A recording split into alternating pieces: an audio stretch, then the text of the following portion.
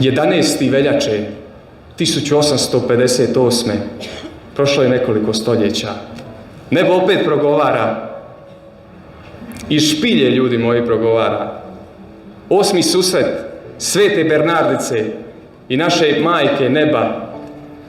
Iz špilje progovara ovo. Ovo je jako važno da zapamtimo. Pokora, pokora, pokora. 3 puta Gospa vapi. Zašto je važna? Pokora nam je važna svima, jer bez nje nema prisnosti s Bogom. Ne možeš imati Boga u svom srcu bez pokorničkog života. Sveta Terezija Avijska, naučiteljica molitve, kaže: uzaludno je pokušava sjedini se s Bogom bez pokore. Na koju pokoru mislim? Ne mislim na bičevanje, na spavanje u lancu i kosteti. Mislim na mjesečnu ispovjed ili ispovjed barem 2 put mjesečno. Mislim na post barem jednom tjedno. Mislim na povećanu molitvu. Mislim na davanje češće milostinje. Znate koji je cilj pokore?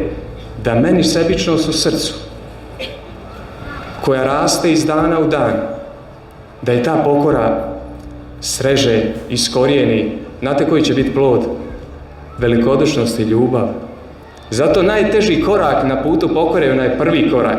Kad zagaziš onaj prvi korak, poslije ti postaje radost. Jer dobivamo slobodu u srcu. Dobijaš slobodu u srcu, bez pokore i ne možeš da dobiti.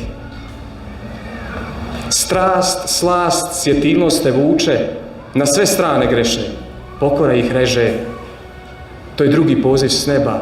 Pokora, pokora, pokora. Znak ostavlja čudesan Gospa. Ukazuje se toj poniznoj službenici koja boluje od asme, koja je jako siromašna.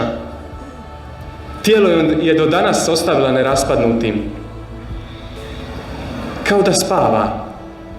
Ali je ostavila još onaj čudesni izvor ljekovite vode, gdje su mnogi iz kolica ustali, gdje su mnogi zdravlje zadobili. Nebo je progovorilo tu drugi put.